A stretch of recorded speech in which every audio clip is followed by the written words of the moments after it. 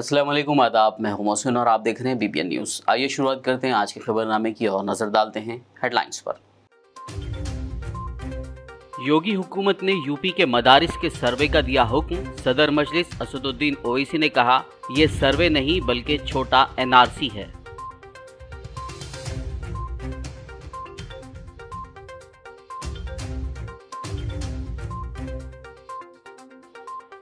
बंगाल की वज़ीर आला ममता बनर्जी ने की आरएसएस की तारीफ। सदर मजलिस असदुद्दीन ओवैसी ने ममता बनर्जी को बनाया अपनी तनकीद का निशाना।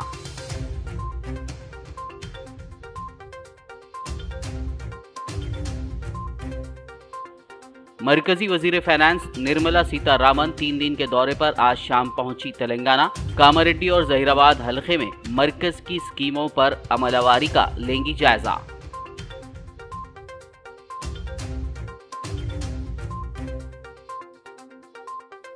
तेलंगाना में सरकारी स्कूलों की तरक्की के लिए 7,200 करोड़ रुपए के फंड्स जारी। सनतनगर में सरकारी स्कूल के मुआयने के बाद वजीर तलसानी का बयान।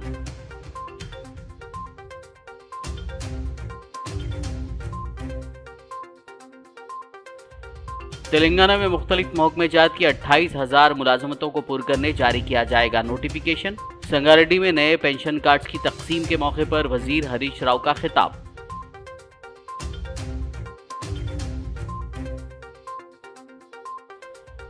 अरब मुल्क कुवैत को दोबारा जाने के लिए फिंगरप्रिंट्स की गैर कानूनी सर्जरी। रच्चाकुंडा पुलिस ने किया 4 लोगों को गिरफ्तार। मेडिकल किट्स और दीगर मवाद जब्त।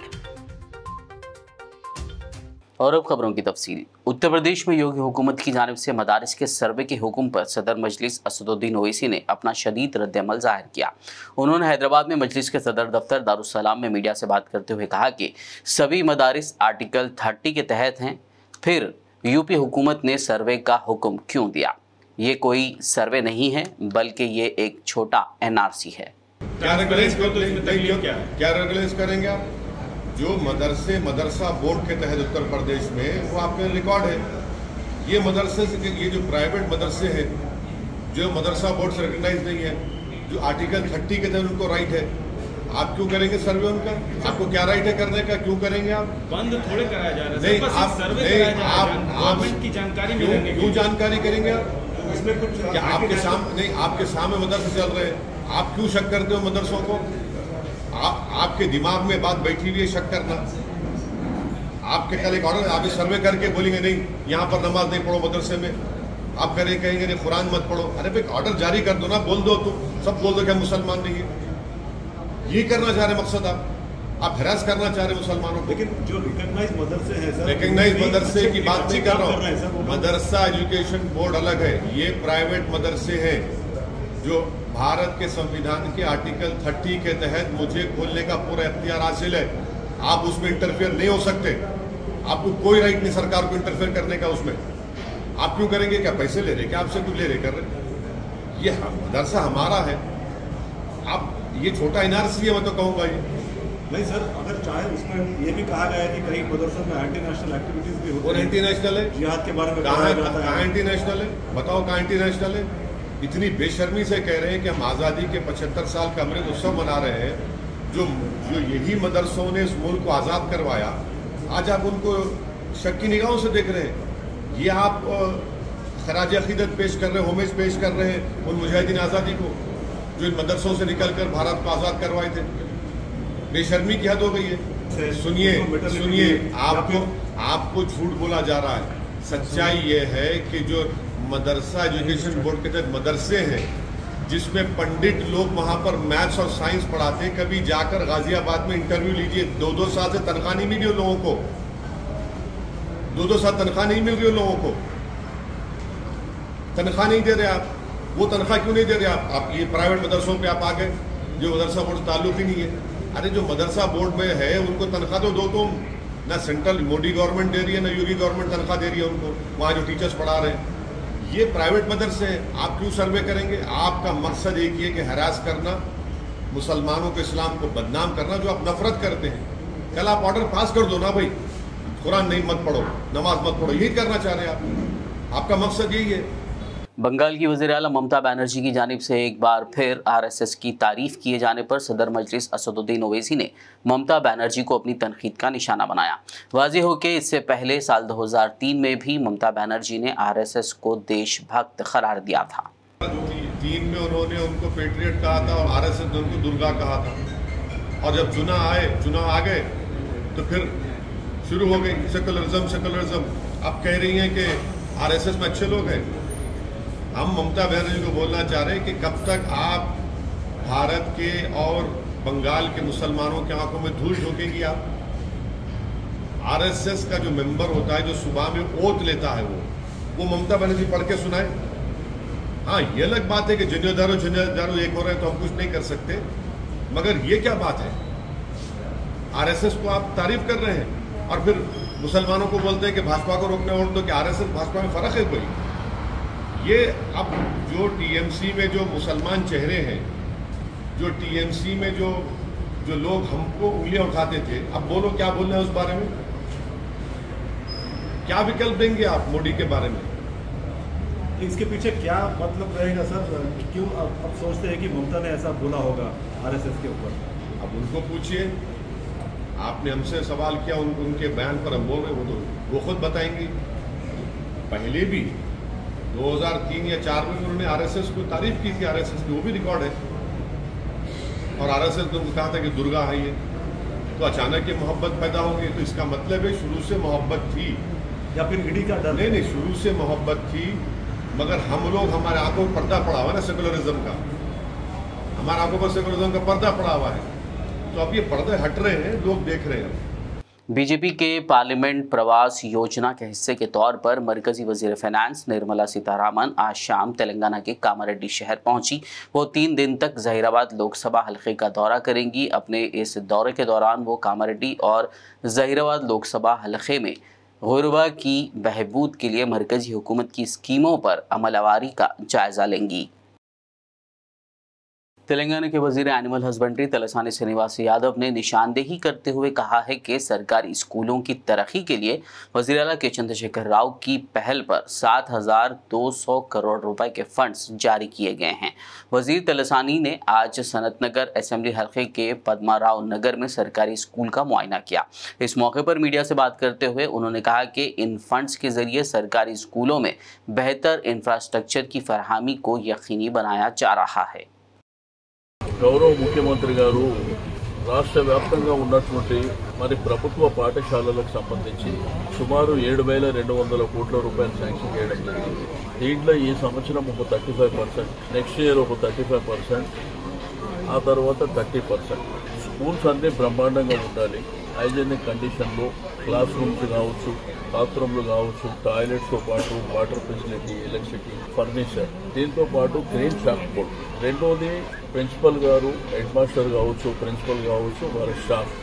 ఎందుకంటే స్టూడెంట్ ఎంత ఇంపార్టెంటో టీచర్స్ కూడా అంతే ఇంపార్టెంట్ అనేటువంటి ఉద్దేశంతో మరి ముఖ్యమంత్రి గారు సమ్ డిజైన్ ఈ రోజు ఇక్కడ విజిట్ చేయడానికి కారణం ఏంటంటే ఈ పెయింటింగ్ ఒకసారి చెక్ చేయమని చెప్పి, ఈ పెయింటింగ్ బయట ఎట్లా ఉన్నది, లోపల రూమ్స్లో ఎట్లా ఉన్నది, రెండోది నీట్నెస్ ఎట్లా ఉన్నది, ఇవన్నీ ఒకసారి మరి విజిట్ చేసి చెప్పడం. దీంట్లో ఏంటంటే ఒకవైపున ప్రభుత్వం పెద్ద ఎత్తున ఈ కార్యక్రమాలు తీసుకున్నప్పుడు కొన్ని స్వచ్ఛంద సంస్థలు కూడా మనకు సహకరిస్తున్నాయి. शहर हैदराबाद में स्विगी के एक कस्टमर की जानिब से खाने का ऑर्डर देते हुए लिखा गया बयान तनाज़े का शिकार बन गया है। इस चौंका देने वाले वाक़े में हैदराबाद के इस ग्राहक ने लिखा कि खाना पहुंचाने वाला मुस्लिम डिलीवरी बॉय नहीं होना चाहिए। इसके इस मुतनाज़ा बयान के बाद सोशल मीडिया पर कई अफराद ने इस पर बरहमी का इजहार करते हुए पूछा कि क्या खाने का भी मजहब होता है। इस वाक़े के बाद डिलीवरी वर्कर्स की एसोसिएशन ने स्विगी ऑर्डर का स्क्रीनशॉट शेयर करते हुए प्लेटफॉर्म पर जोर दिया कि वो इसके खिलाफ मौकूफ़ इख्तियार करें। उन्होंने कहा कि हम तमाम अफराद को खाना पहुंचाते हैं, चाहे वो हिंदू हो, मुस्लिम हो, सिख हो या फिर ईसाई। मज़हब नहीं सिखाता आपस में बैर रखना। साथ ही उन्होंने हैशटैग सारे जहां से अच्छा हिंदुस्तान हमारा, जय तेलंगाना, जय हिंद का नारा भी इस्तेमाल किया। स्विगी की जानिब से अभी तक इस मामले पर कोई रद्दमल जाहिर नहीं किया गया है, लेकिन सोशल मीडिया प्लेटफॉर्म्स पर इसके वायरल होने के बाद लोग इस तरह के तासुबाना रवैये पर शदीद बरहमी का इजहार कर रहे हैं। तेलंगाना माइनॉरिटीज़ डिपार्टमेंट ने यूपीएससी सिविल सर्विसेज इम्तिहान की तैयारी कर रहे उम्मीदवारों को मुफ्त कोचिंग के लिए एंट्रेंस टेस्ट का ऐलान किया है। दरखास्त देने की आखिरी तारीख 7 सितंबर है और एंट्रेंस टेस्ट 18 सितंबर 2022 को होगा। तमाम डिग्री पास माइनॉरिटी स्टूडेंट्स अप्लाई कर सकते हैं और एंट्रेंस टेस्ट में कामयाब 100 स्टूडेंट्स को मारूफ इदारों में मुफ्त ट्रेनिंग दी जाएगी। District minority welfare officer Mohammed Qasim ने मीडिया से बात करते हुए इस ज़िमन में तफसीलात बताई। मैं district minority welfare officer Mohammed Qasim Hyderabad district के, ये यूपीएससी माइनॉरिटी बच्चों को सीसैट के बारे में एक डेट एक्सटेंशन हुआ, उसका इन्फॉर्मेशन देना चाह रहा हूँ। ये सीसैट का एग्ज़ाम ये है, माइनॉरिटी ग्रेजुएट बच्चों को आईएएस एग्ज़ाम लिखाने के लिए ट्रेनिंग देने के लिए सेलेक्ट करते हैं। माइनॉरिटी स्टडी सर्किल का ज़रिया 100 बच्चों को चुन के वो 100 बच्चों को रेप्यूटेड इंस्टीट्यूशंस में कोचिंग दिलाते। तो माइनॉरिटी स्टडी सर्किल उसका जो है पेमेंट पूरा का पूरा पेमेंट कर देती। उसके लिए 100 बच्चों को सेलेक्ट करने के लिए सीसैट एग्ज़ाम 18 तारीख को रखते, 18 सितंबर को। उसके लास्ट डेट है 7 सितंबर है, 7 तारीख। 7 तारीख का अंदर वो रजिस्ट्रेशन करवाया, तेलंगाना टेमरिस वेबसाइट में रजिस्ट्रेशन करवाए तो हॉल टिकट मिल जाती। वो हॉल टिकट से एग्ज़ाम 18 तारीख को लिखना है। एग्ज़ाम लिखने के बाद जो सेलेक्ट हुए उसमें 100 बच्चों को पास हुए, सो 100 बच्चों को फ्री से पूरा 1 लाख से ज़्यादा फीस बन के एसी रेड्डी का जैसा, आरसी रेड्डी का जैसा इंस्टीट्यूशन में रिप्यूटेड आईएएस कोचिंग सेंटर्स में कोचिंग दिलवाते। ये बेहतरीन मौका है, अपॉर्चुनिटी है। जो ग्रेजुएट्स ग्रुप्स लिख रहे उन लोग पूरा अप्लाई करें। माइनॉरिटीज़ में कम से कम एक 10 से 15 आईएएस ऑफिसर बनने के लिए ये मौका है, ये मौका इस्तेमाल कीजिए। तेलंगाना के वजीर खजाना टी हरीश राव ने आज जिला संगारेड्डी में नए मंजूर शुदा आसरा पेंशन कार्ड्स की तकसीम अमल में लाई। संगारेड्डी के पीएसआर गार्डन में मुनक़िदा इस प्रोग्राम में साबिक़ रुकन असेंबली व जिला सदर टीआरएस चिंता प्रभाकर, एडिशनल कलेक्टर वीरा रेड्डी, चेयरमैन जिला परिषद मंजूश्री, चेयरमैन बल्दिया संगारेड्डी विजय लक्ष्मी व दीगर टीआरएस कायदीन, कारकुनान और इस्तेफादा कुनगान की कसीर तादाद मौजूद थी। इस मौके पर हरीश राव ने कहा कि टीआरएस हुकूमत हमेशा से गरीब आवाम को मुख्तलिफ स्कीमात के जरिए फ़ायदा पहुँचा रही है। केसीआर हुकूमत आवाम की तरक्की के लिए काम कर रही है।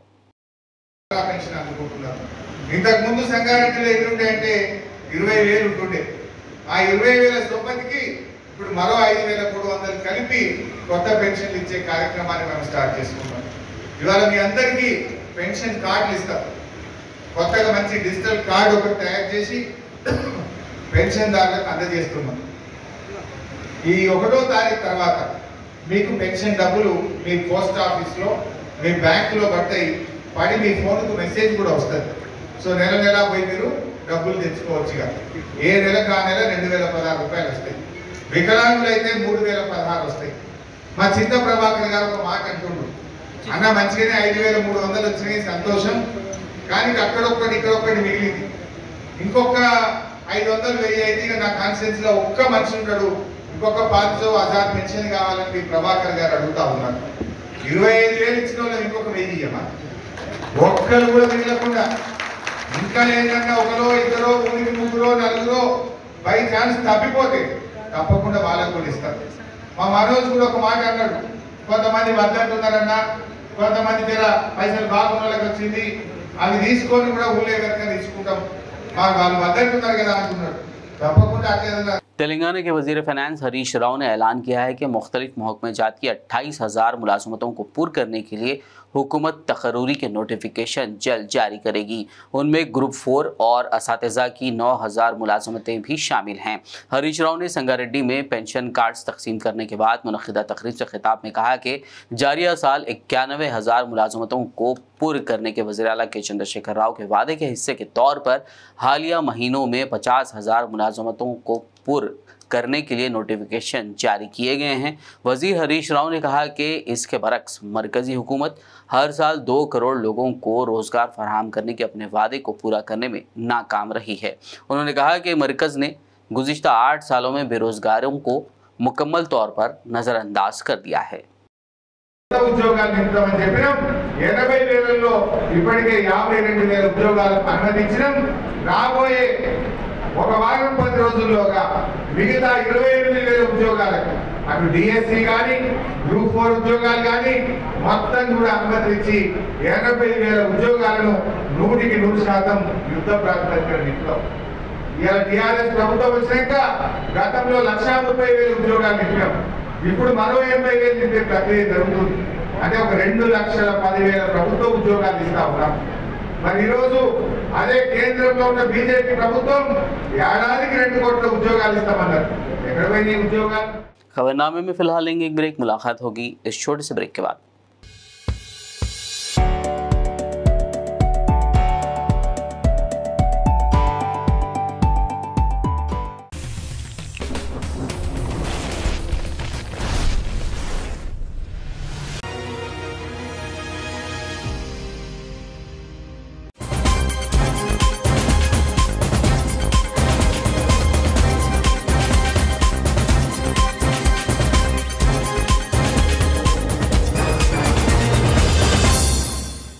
ब्रेक के बाद खबरनामे में आपका दोबारा खैर मकदम है। आइए बढ़ते हैं मजीद खबरों की जानिब। जगतियाल ज़िले के विलेज रेवेन्यू असिस्टेंट की जॉइंट एक्शन कमेटी के कायदीन ने आज ज़िला जगतियाल मजलिस यूनिट के सदर यूनुस नदीम से मुलाकात करते हुए सदर कुल हिंद मजलिस असदुद्दीन ओवैसी और रुकन पार्लियामेंट हैदराबाद बैरिस्टर असदुद्दीन ओवैसी के नाम तहरीर करदा एक याददाश्त हवाले की, जिसमें उन्होंने लिखा कि रियासत भर के 23,000 VRAs अपने मुतालबात की यकसुई के लिए गुज़िश्ता 49 दिनों से भूख हड़ताल और दीगर मुख्तलिफ तरीक़ों से एहतजाज कर रहे हैं, लेकिन हुकूमत या CM KCR उनके मसाइल को हल करने में दिलचस्पी नहीं ले रहे हैं, जिससे वो काफ़ी परेशान हैं।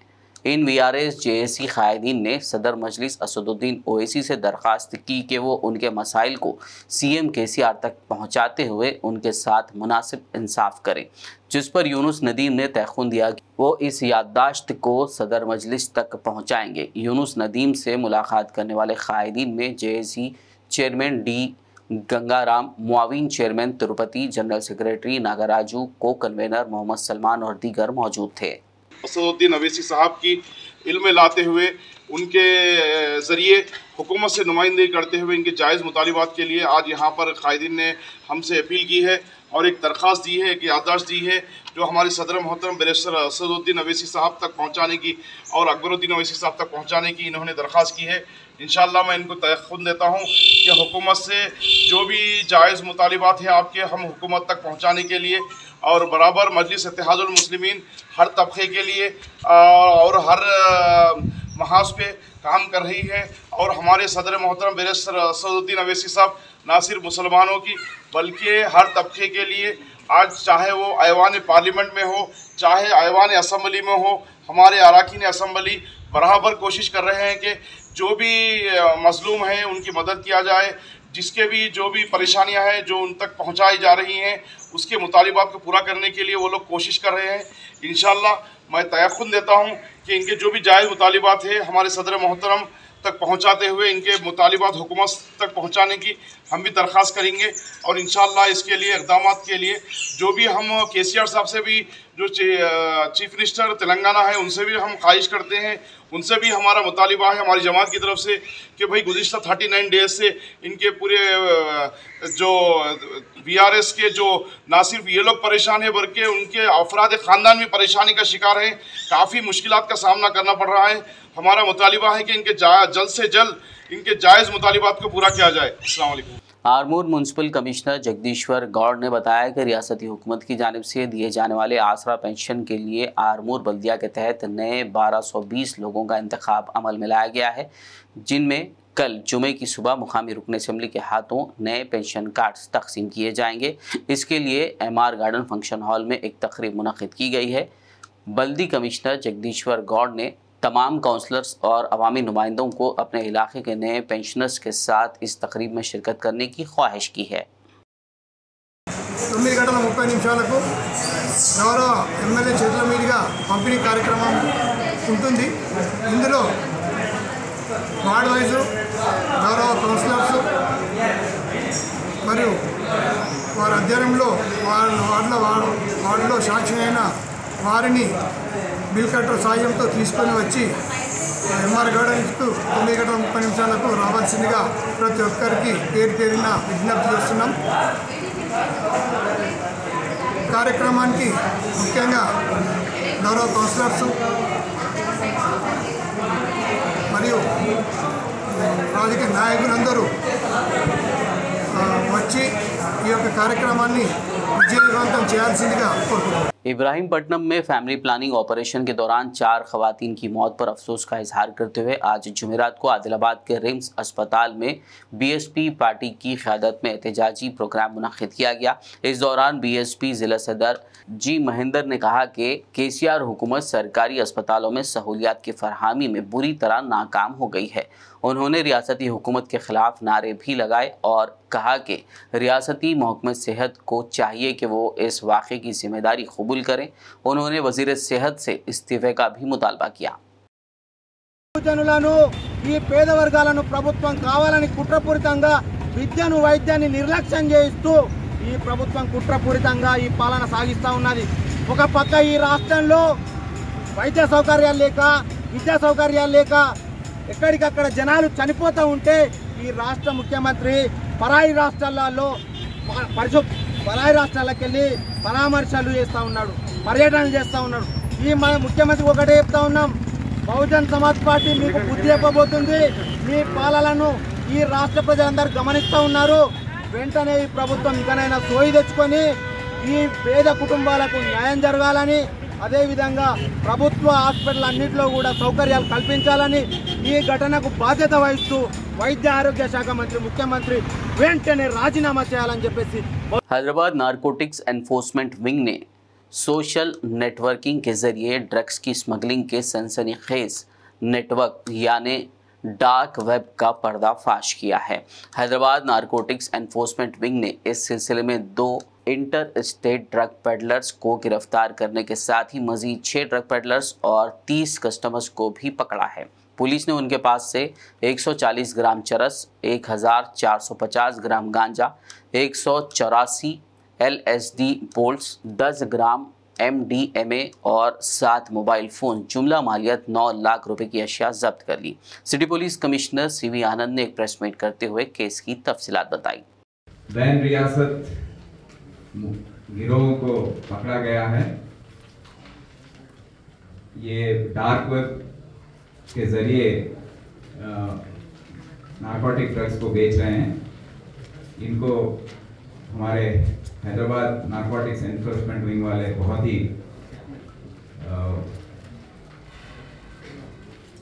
डीप इन्वेस्टिगेशन करके बहुत गहरी तहकीकात उन्होंने किया और बहुत मुश्किलें उनको सामने आई। उसके बाद भी वो लोग उनको अक्यूज को पकड़ के लेके आए हैं। इसमें 2 इंटरस्टेट मेन पेडलर्स जो हैं उनको पकड़ा गया है, एक तीसरा भागा हुआ है। ये इसका नाम है नरेंद्र आर्या। ये गोवा का रहने वाला है। वो इनिशियली पैदा हुआ वो हरियाणा में, पर अभी गोवा में रह के ये इलिसिट बिजनेस कर रहा है। वो 1 साल से वहाँ रहकर डार्क वेब के द्वारा के जरिए क्रिप्टो करेंसी के पेमेंट के जरिए ये नेटवर्क्स को चला रहा है। हिडन एप्स को की मदद से कंज्यूमर्स को, ये कंज्यूमर्स जो हैं जिसको भी हमने पकड़ा है वो सब लोग पढ़े लिखे हैं, पैसे जिसके पास हैं, जो रिच फैमिलीज हैं, अमीर लोग हैं, उनके बच्चे हैं और उनको पता है कि डार्क वेब में कैसे ये काम कर सकते हैं। तो ये 6 ड्रग पेडलर्स जो हमारे ये दोनों के द्वारा जो 6 लोगों को हमने पकड़ा है, उनके नाम हैं उत्कर्ष उमंग, अब्दुल्ला खान और साहिल शर्मा। ये तीनों BBA पढ़ने वाले स्टूडेंट्स हैं और क्लासमेट्स हैं और ये लोग 5 स्टार होटल्स में यहाँ पर ऐसे जगहों पर ये कार्रवाई कर रहे हैं, जो ड्रग्स कंज्यूम करने का और बेचने का भी। मलकाजगिरी स्पेशल ऑपरेशन टीम ने घटकेसर पुलिस के हमरा एक मुसद्दिक़ा इत्तला पर कार्रवाई करते हुए अन्नोजीगुड़ा के एक होटल रूम से 4 लोगों को गिरफ्तार कर लिया, जो अरब मुल्क कुवैत में दोबारा मुलाजमत के ख्वाहिशमंद उम्मीदवारों के उंगलियों के निशानात यानी फिंगरप्रिंट्स की गैर कानूनी सर्जरी कर रहे थे। पुलिस ने मुलजिमीन के पास से सर्जरी के लिए इस्तेमाल होने वाली मेडिकल किट और दीगर मवाद जब्त कर लिया। रच्चगोंडा पुलिस कमिश्नर महेश भागवत ने एक प्रेस मीट करते हुए केस की तफसीलात बताई।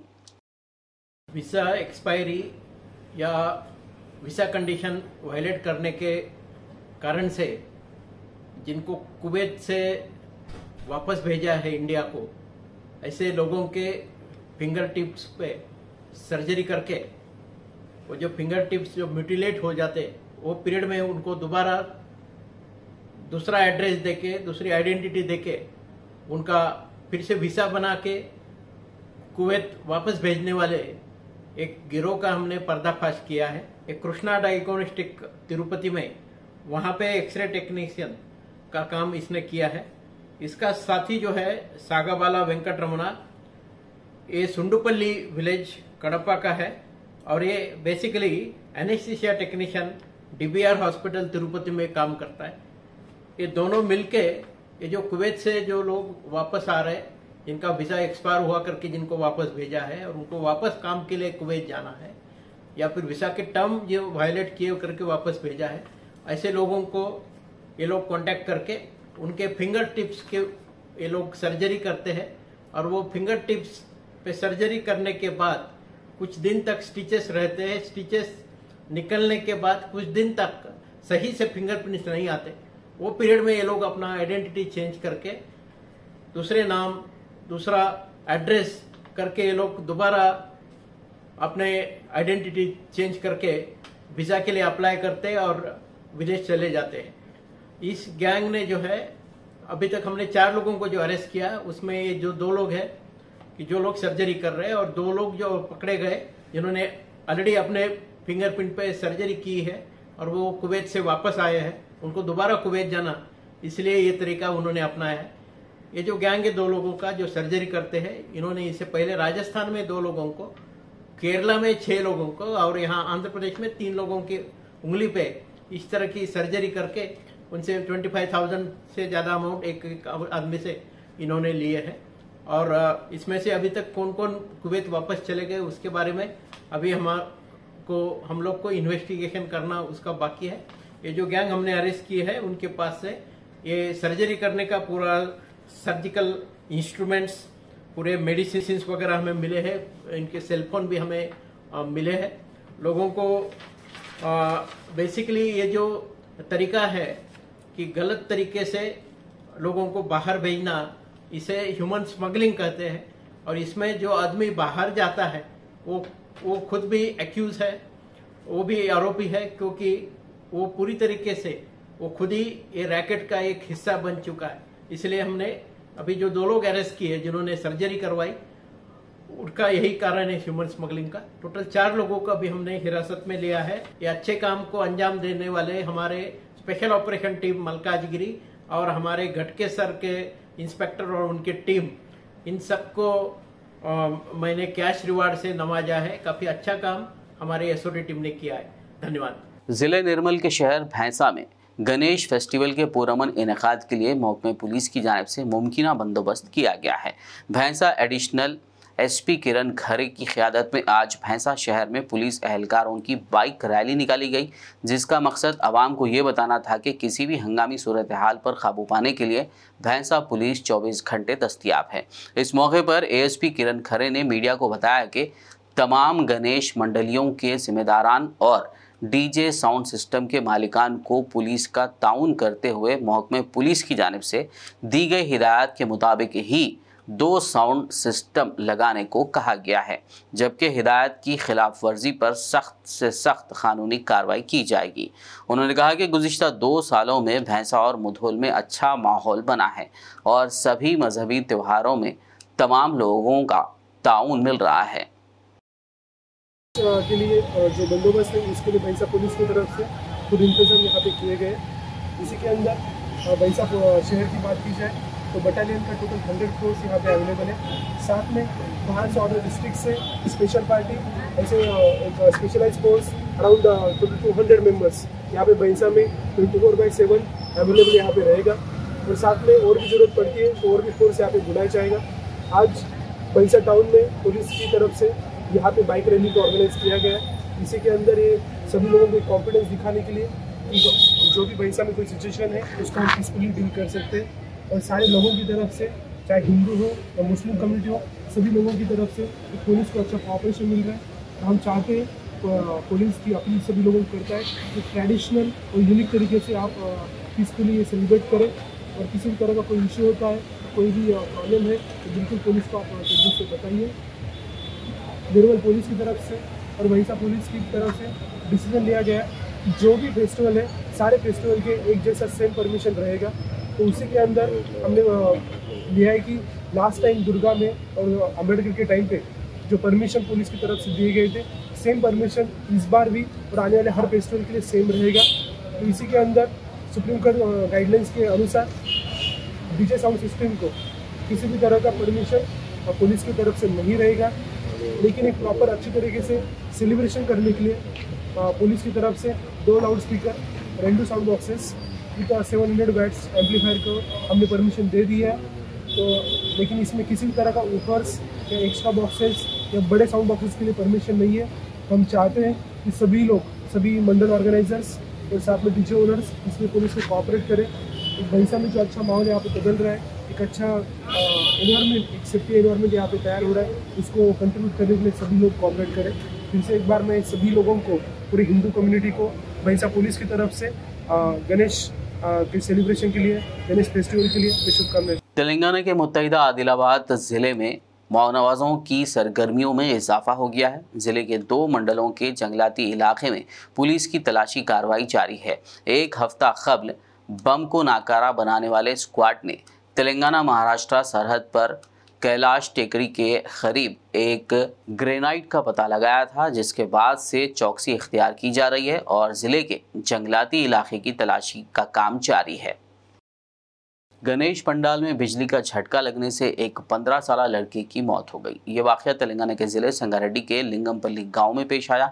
इस लड़के की शनाख्त साई किरण गौड़ के तौर पर की गई है, जो सरकारी अखामती स्कूल में 10वीं जमात का तालिबे इल्म था। बताया जा रहा है कि कल रात स्कूल में गणेश पंडाल में अचानक साई किरण बरखी रॉ की जद में आ गया, जिससे उसकी बरसर मौका ही मौत हो गई। ज़हीराबाद एरिया हॉस्पिटल में पोस्टमार्टम के बाद लाश को विरसे के हवाले कर दिया गया।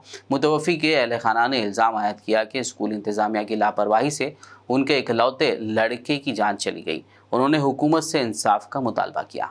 साई किरण गौड़ ना भार्य पेर राजमणि ना बिड्ड पेर पूजित इक 6వ తరగతి వచ్చినడికి గురుకుల ఎగ్జామ్ రాసిండు ఫస్ట్లో ప్రైవేట్లో నుండే అప్పటి నుంచి నుండే మొన్న నేను పండుగ వస్తే తొలకపోతా అంటే ఆదివారం వస్తే బాబు రాణిస్తలేరు సాలరు బయటకు పంపిస్తలేరు అన్నాడు.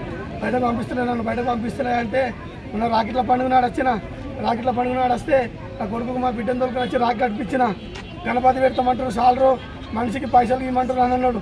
500 రూపాయలు ఇచ్చిన మా కొడుకు గణపతి సంతకాన్ని అందరికి వసూలు చేస్తున్నా అంటే మళ్ళీ ఆయనకి 500 ఇచ్చిన నా కొడుకు అదే బుక్ అన్నం పెట్టిన సార్ నారాయణ అతను మాట్లాడలేడు. కాకపోతే నా ఫోన్లో రికార్డింగ్ ఉన్నది.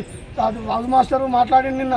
హౌస్ మాస్టర్ మాట్లాడి ఏమైంది నా కొడుకు అని అంటే కరెంటు డంబం పోటీ ఇట్లా అర్ధ షాట్ వచ్చింది హాస్పిటల్ తీసుకుపోయినా అన్నాడు. ఈసీ తీసిన అన్నాడు. నా రికార్డింగ్ నా ఫోన్లో అంతవరకే నాకు తెలుస్తారా ఇంతవరకు ఏం తెలియదు. మరి ఇంతవరకు పోయి సార్ రాలేడు ఎవరు రాలేరు sir.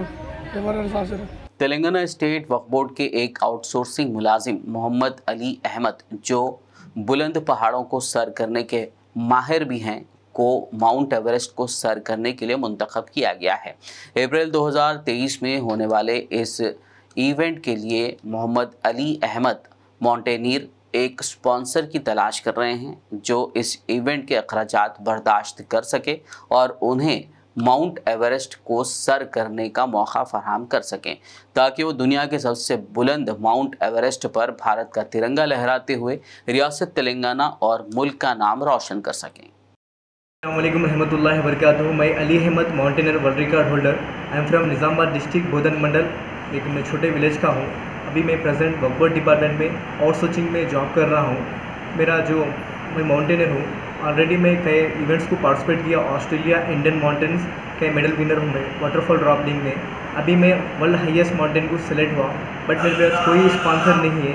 I am waiting for sponsor के लिए वेटिंग करूँ। अगर मेरे को कोई स्पॉन्सर मिला तो इंशाल्लाह मैं वर्ल्ड का हाईएस्ट माउंटेन क्लाइम करके अपना देश का तिरंगा लहरा के आना चाह रहा हूँ और अपने तेलंगाना का भी जो फ्लैग सबमिट करके आता हूँ, बट मेरे को कोई सपोर्ट नहीं है। अगर कोई मेरे को सपोर्ट हुआ तो इंशाल्लाह और अपने तेलंगाना, इंडिया का और तेलंगाना का नाम रोशन करना चाहता हूँ। और मैं अभी तक का रिकॉर्ड कायम करा, बट मेरे को अभी तक कोई हेल्प नहीं हो रही। गवर्नमेंट्स की कोई जॉब नहीं है। प्रेजेंट खाली मैं वक्फ बोर्ड में आउटसोर्सिंग में जॉब कर रहा हूँ। अभी तक कोई हेल्प नहीं है मेरे लिए। मैं बहुत ट्राई कर रहा हूँ, रात दिन मैं इतना ट्राई कर रहा, बट मेरे लिए कोई स्पॉन्सर आगे नहीं आ रहा। अगर आप कोई स्पॉन्सर अगर आके मेरे को हेल्प किए तो इंशाल्लाह वर्ल्ड का हाईएस्ट माउंटेन में क्लाइम करके इंडिया का और तेलंगाना का नेम सेट कर सकता हूँ। Please I try to understand Ali mountaineer support me. अगर कोई मेरे को सपोर्ट करना चाह रहे, अगर मेरे लिए कोई इंकरेज करना चाह रहे, मेरा अकाउंट नंबर भी है और उसमें SBI का अकाउंट नंबर है, IFSC कोड है। प्लीज़ आप सपोर्ट करिए। अकाउंट नंबर मेरा जो है 623241669001। जी, अगर आप लोग मेरे IFSC नोटेड नहीं, IFSC कोड मेरा SBIN 00184 है। आप लोग सपोर्ट करें तो इंशाल्लाह। अकाउंट नंबर फिर से अकाउंट नंबर 623241669001। IFSC कोड जो है मेरा IN 00। मेरा जो अकाउंट नंबर है SBI बोधन का है, अकाउंट नंबर 623241669001 और जो IFSC कोड है SBIN 001884 है। Please support me Ali mountaineer. जी, मेरा फ़ोन पे नंबर जो है 9951625359। जो फ़ोन पे जो नंबर है 9951625359। आप लोग सपोर्ट करिए। इंशाल्लाह मैं वर्ल्ड हाईएस्ट माउंटेन क्लाइम करके इंडिया का और अपने तेलंगाना का परचम लहरा करके सबमिट करके आऊँगा और वर्ल्ड का पूरा इसका तेलंगाना का और सबका नाम होगा। Please support me Ali mountaineer world record holder. आखिर में एक नज़र हेडलाइंस पर। योगी हुकूमत ने यूपी के मदारिस के सर्वे का दिया हुक्म। सदर मजलिस असदुद्दीन ओवैसी ने कहा, यह सर्वे नहीं बल्कि छोटा NRC है।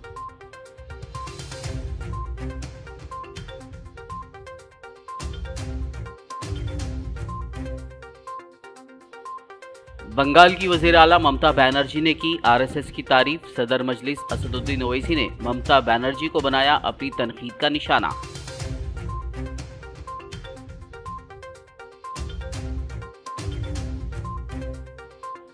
मरकजी वजीर फाइनेंस निर्मला सीतारामन 3 दिन के दौरे पर आज शाम पहुंची तेलंगाना। कामारेड्डी और जहीराबाद हलके में मरकज की स्कीमों पर अमलवारी का लेंगी जायजा।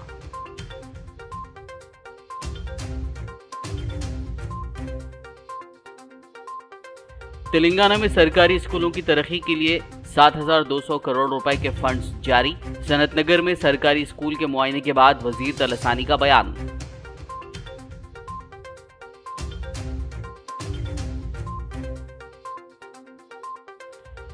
तेलंगाना में मुख्तलिफ महकमेजात की 28,000 मुलाजमतों को पुर करने जारी किया जाएगा नोटिफिकेशन। संगारेड्डी में नए पेंशन कार्ड्स की तकसीम के मौके पर वजीर हरीश राव का खिताब।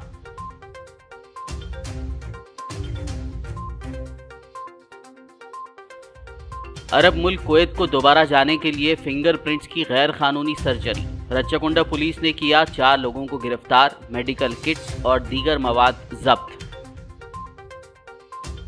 खबरनामे में फिलहाल बस इतना ही। ताज़ा तरीन अपडेट्स के लिए देखते रहिए BBN न्यूज़। यूट्यूब और फेसबुक पर मौजूद हमारे वीडियोस को लाइक और शेयर ज़रूर कीजिए। BBN चैनल के व्यूअर्स के लिए एक अहम इत्तला। अब BBN चैनल का टेलीकास्ट भारत भर में हो रहा है। हमारे व्यूअर्स भारत में कहीं भी टीवी पर अब BBN चैनल देख सकते हैं।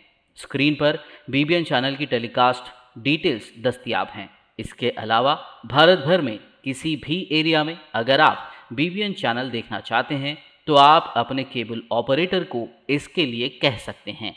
आपकी डिमांड पर वो ज़रूर BBN चैनल टेलीकास्ट करेंगे, क्योंकि BBN एक फ्री टू एयर चैनल है। इसके लिए आपको सिर्फ हमारे दिए गए नंबर पर केबल ऑपरेटर से कॉल या व्हाट्सएप पर मैसेज करवाना है। हम आपके केबल ऑपरेटर तक BBN चैनल पहुंचा देंगे, जिससे वो आपके एरिया में टेलीकास्ट कर सकते हैं। इसके लिए चैनल की हमारी पूरी टीम लगातार काम कर रही है ताकि आप तक BBN चैनल को पहुंचाया जाए। इसके अलावा BBN चैनल को भारत भर में रिपोर्टर्स की ज़रूरत है। अगर आप सहाफ़ी हैं और BBN चैनल से जुड़ना चाहते हैं तो आप भी दिए गए नंबर पर रब्त कर सकते हैं।